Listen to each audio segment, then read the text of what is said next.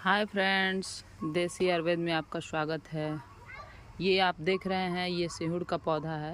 ये बहुत अच्छा ही पौधा है और इसमें पुराने से पुराने खांसी की जिसकी समस्या हो, सूखी खांसी हो, कफ वाली खांसी हो, इसकी पत्तियां को तोड़ें और तोड़ के इसको तवे पर घी के माध्यम से गर्म करें, तलें। जैसे घी डालकर इसको तल कर लें और तल करने के बाद इसको पूरी अच्छी तरह से निचोड़ कर इसकी रस निकाल कर हल्की सी सेंधा नमक डालकर पीने में खांसी के लिए बहुत ज़्यादा आरामदायक होता है।